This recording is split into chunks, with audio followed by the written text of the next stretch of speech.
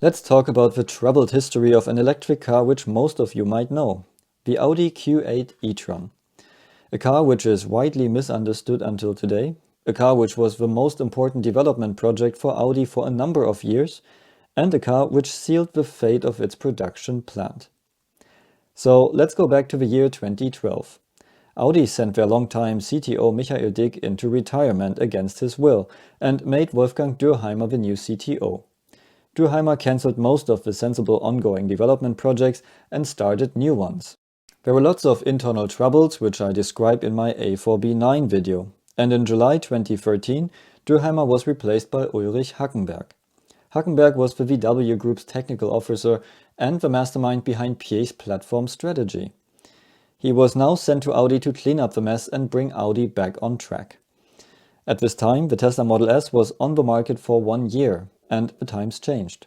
While the German car industry was ignoring and laughing about Tesla as long as they only produced the Roadster, they were now shocked that the Tesla Model S could do exactly the things they always predicted would not be possible: to have a functional long-range electric car with a fast-charging environment.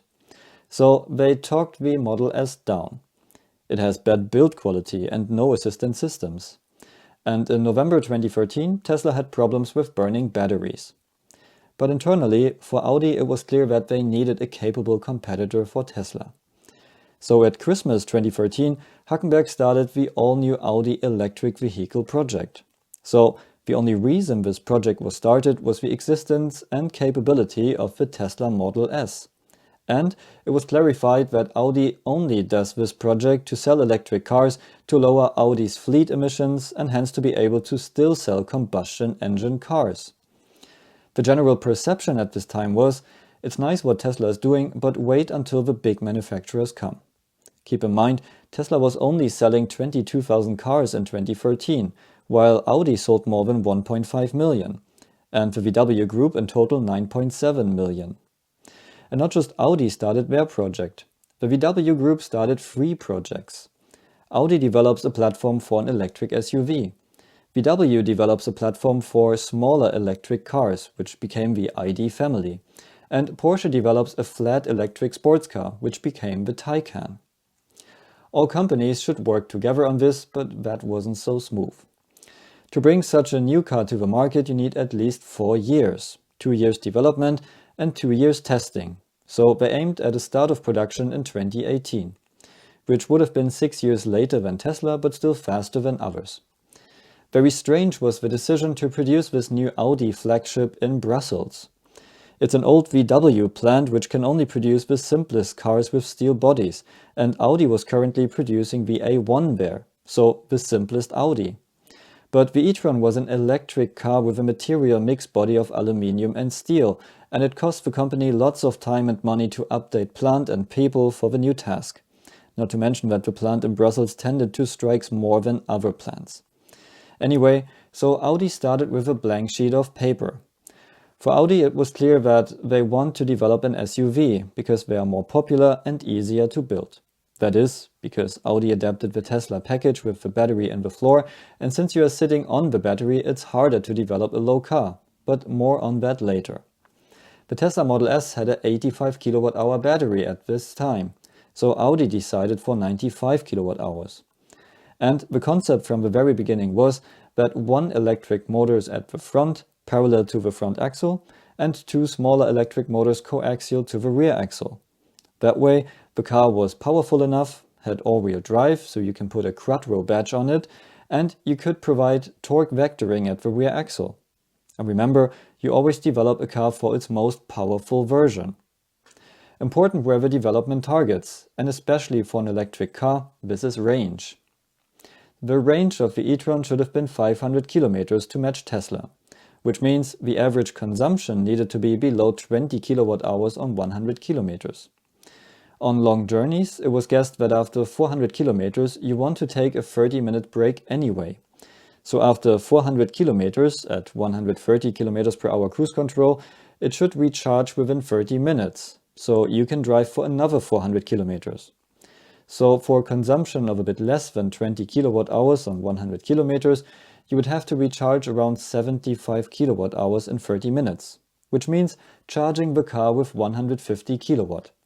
So that was one development target, and the reason why the Audi charge curve is flat at 150 kilowatt to almost the end, while the Tesla charging curve started at 120 kilowatt and quickly ramped down for an average of around 70 kilowatt. Now everything was developed towards that consumption target. The biggest and heaviest component is the battery, and Audi's battery department developed such a huge battery for the first time. Previous batteries of hybrid Audi cars were still air-cooled, so this was very new to them. They designed the 400-volt battery with 36 modules, while Tesla used 16. Keep in mind that every connector between modules creates losses, so usually you try to reduce the number of modules as much as possible to have more usable energy. But not just that, the battery department was also responsible for the cooling inside the battery instead of the cooling department. And so, instead of using cooling channels directly at the battery cells, they added cooling underneath the battery box. Result of that is not just that the battery was significantly higher than the Tesla battery, but also 100 kilogram heavier, because of the bigger box and less efficient packaging. And because of that higher battery, it was harder to use it for a lower car. And since this defined an electric platform, other projects had the same problem. So it came in handy that Audi developed an SUV, which is higher anyway. The cooling channels were so far away from the battery cells because the battery department was scared that leaking coolant would cause short circuits within the battery, something that Tesla just did, and even with normal glycol coolant. The Audi solution was to keep the cooling channels far away from the cells, because for the battery department the cells were more important than the cooling, and the result was that it was really hard to get temperatures out of the cells. So because of the high thermal resistance, the coolant needed to be a lot cooler than if the channels would have been close to the cells, like on a Tesla. The result for the car was later that it takes much longer and much more power to cool or heat the battery, and it's heavier. Also, the overall thermal management was very important for the car. So we have a battery which needs to be cooled and heated, and we have 3 electric motors and their power units which need to be cooled as well. Additionally, Audi used a separate water cycle to heat the interior instead of using an electric heater like the Tesla. In the meantime, Tesla presented the all-wheel drive version with 2 electric motors for the Model S in 2014. So Tesla had 1 cycle for their battery and 1 for their 2 electric motors. Important to note here is that Tesla was brave enough to connect both electric motors in series, so the front electric motor always gets the warm water from the rear and hence has less cooling. But it simplifies the system a lot. At Audi, the electric motor department demanded the same cooling inlet temperature for all 3 electric motors. So the Audi cooling cycle needed 3 times the volume flow compared to a Tesla, which meant bigger pumps, more resistance, thicker hoses and more weight. And components like pumps and valves needed to be redeveloped, which increased costs. For Audi, it was important to develop battery and electric motors in-house. But that also meant that they were developing mass production electric motors with reasonable power for the first time. And as you would expect, they were struggling with their first design. Not just sealing the water cooling inside the electric motor was a huge problem, also an increased energy consumption meant the whole project needed to be adjusted. For example, the development target to drive 130 km per hour constantly was reduced to 120, so you would have to recharge less. While early Model S had a consumption of 23 kilowatt-hours per 100 kilometers and people were laughing about it, Audi was now struggling to keep it below 26. And in the meantime, the Tesla Model X came on the market with less than 23 kilowatt-hours on 100 kilometers, because Tesla already improved their drivetrain. During that time happened a funny incident which revealed that Audi was already reverse engineering the Model X, although you couldn't even buy it in Europe yet. Audi managed to quickly buy 2 of the first Model X in the US, flew them to Germany and registered one in Ingolstadt. The other one got disassembled and analyzed. One engineer took a test drive, thought he could recharge the US Model X on a European Tesla supercharger and got stranded there because it's a different connector. German car makers were first laughing about the high weight of the Model S with 2,100 kg, but now Audi couldn't manage to stay below 2,500 kg, while the new Model X had 2,400. And there was something else. Towing a trailer with an electric car was unusual at this time, and German car makers didn't allow it. Also because it simplifies the development. The only thing they did was adding a towing hitch and allowing 150 kg, so you can have a bike carrier. During the e-tron development, they thought about allowing a small 750 kg trailer, since some Tesla Model S owners put towing hitches on their car to pull trailers. And to be honest, the drivetrain of an electric car is great for towing large, heavy trailers. So now the Model X came on the market with 2,250 kg towing capacity. So 1.5 tons more than what Audi was planning to do. Audi reacted and increased it. From a development point of view, you need to upgrade your cooling system for that, which means more development time, more expensive components because of bigger radiators and bigger brakes, for example, and hence more weight again. Of course, Audi used as many components of other Audi cars as possible. The weight reached a level now where it was clear that this car would need the AUDI Q8 suspension, of course also with air suspension, to lower the car at higher speeds and to reduce energy consumption. Also inside, for example, seats and rear bench were used from the AUDI Q5. So the car looks very familiar to other Audi cars, even if you look underneath at the suspension, etc. Great thing about electric cars is their low cooling requirement, because the drivetrain is so much more efficient than combustion engine cars. And so Audi tried to develop a cooling system with as low aero resistance as possible. To reach that, they designed an outlet at the top to accelerate cooling air again and to reduce resistance. But Tesla cars had huge trunks, and so Audi wanted to have a trunk as well. So the cooling air was then guided underneath. And now, in summer 2015, something happened, which changed the project significantly.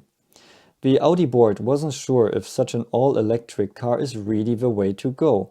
So they decided that this car, additionally, needs to be offered with a hybrid and a hydrogen drivetrain. So after this car has been developed for 1.5 years, engineers now suddenly needed to put in 2 different drivetrains. And that effectively means that you get the disadvantages of all 3 concepts in one car.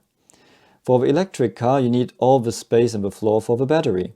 For a hybrid drivetrain with petrol engine plus gearbox and electric motor between them, you need more space between the longitudinal crash structure. You need a lot more cooling and space for the gearbox. And worst of all is the hydrogen car, which needs by far the biggest cooling system because of its low efficiency and low operating temperatures. Check out my other video to learn all about that. Also, a hydrogen car has all the components of an electric car plus the fuel cell and high pressure tanks, which need additional space. And in the end, you get a car which is hard to cool and hence limited to 150 kW, which is really low for a car with this weight. Anyway, so Audi's development team now had to implement these 2 additional drivetrains, which meant there were a lot bigger cooling inlets, which reduced efficiency, and the space for the hybrid drivetrain's gearbox was quickly used in the electric drivetrain as well. Not to mention how much this delayed the development process. The first concept car was presented on the German car show IAA in September 2015, by the way, right on the day when the diesel scandal unfolded. And the yellow hydrogen concept car was presented in Detroit a couple of months later.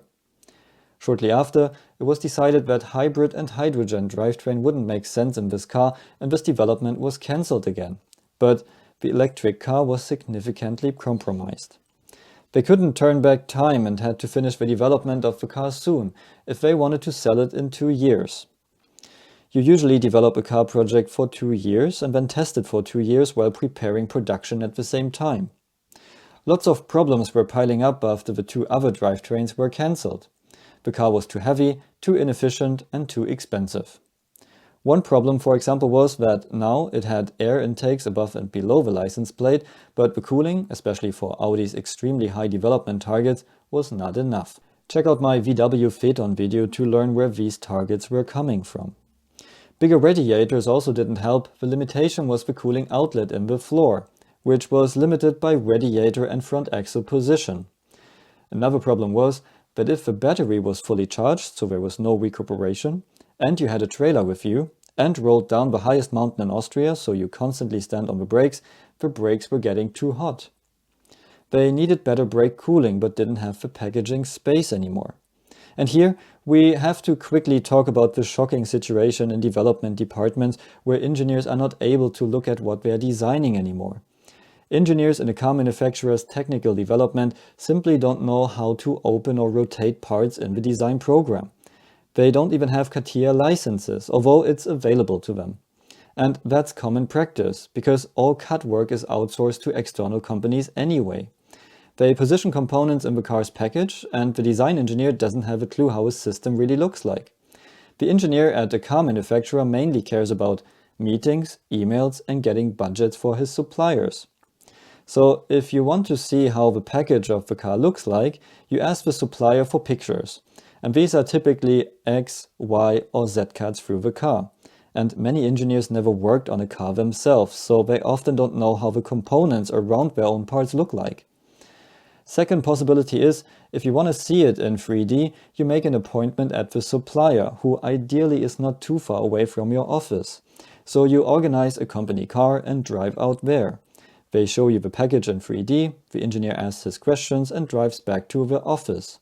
So depending on how far the supplier is away from you, to get this information can take a few hours for travel time and meeting. So pretty often the engineer doesn't do that and doesn't know how his system looks like in reality. And the supplier doesn't care because he's only paid to throw everything together. And if there is a problem of wrongly connected hoses and so on, you will only find out 2 years later when the first prototypes are driving and when it's too late. And now the person who speaks to you right now comes into this story, who was fed up with this system so much and got his own CATIA license. So I always had the latest package on my screen, and now my colleagues came to me if they wanted to see something.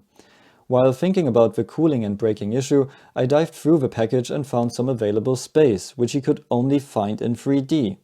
So I connected a channel either side from the cooling exit, pointing to the front brakes. I could design it myself, mesh it myself, and ran the CFD on it myself. The result was that now the car had more cooling exit area and hence even too much flow through the radiators, which meant the front intakes could be reduced, which resulted in lower drag. At the same time, the e-tron suddenly had brake cooling channels which were even active, because they could also cool the brakes when the car was stationary and you switched on the fan. What started as a great idea very soon became big trouble, because it was something new and most engineers hate that because it creates additional work. For example, it couldn't be decided who is responsible for these channels. Is it something to help thermal management? Then the cooling department would be responsible. Or is it a brake cooling channel? Then the suspension department would be in charge. Anyway, the innovation saved our problems, and after the top management liked the idea, everyone started writing their names all over it. I left the company soon after to join F1 and was very happy to see that my cooling channels survived until the end, and you can find them today in each e-tron front wheel arch, although much smaller than originally planned. The e-tron came on the market in late 2018, but because it has been developed towards the targets of the Tesla Model S and X, it was already outdated when it started production. It's a solid electric car, which was a lot better than what the German competition could offer, but it couldn't do anything better than Tesla. The weight ended up somewhere around 2,700 kg for the three-motor version. The high energy consumption and the, because of all what happened, compromised design meant that overall range was barely 400 kilometers. And Audi tried to earn back the development costs through higher prices, which meant you paid around 100,000 euro, and just 4 years later you can buy them for around 20,000 euro. Audi saw with the Q4 e-tron, based on VW's ID platform, that they could have a similar capable SUV for a lot less money. The strange thing nowadays is that in every test or article you read that the e-tron isn't that competitive because it's based on a combustion engine platform. It's not. Audi started with a blank sheet of paper, but after everything that happened during the development, and because of the fact that Audi used as many parts from existing Audis as possible, the car seems like it's based on a combustion engine car. Some even get the reminder for the oil change, because they even took over huge parts of the electronics. You can see that it's a real electric car by the missing rear tunnel. In the meantime, the e-tron got a facelift, was renamed to Q8 e-tron, and Audi developed their new electric platform PPE. From the beginning, sales of the e-tron suffered during Corona, then the chip crisis, software issues, and then the plummeting Chinese market. Also, VW wanted to reduce the number of plants, and Brussels was one of them. The employees protested, burned tires, were hiding hundreds of car keys so no one could drive the cars off the production line, but it didn't help. The plant in Brussels is closed now. So the e-tron came 6 years after the Model S, and the production ended in early 2025, while Tesla is still producing the Model S. In 2024, Audi sold 1.7 million cars, and Tesla 1.8 million. So I hope you liked this little insight into the world of car development, and check out my other videos for more.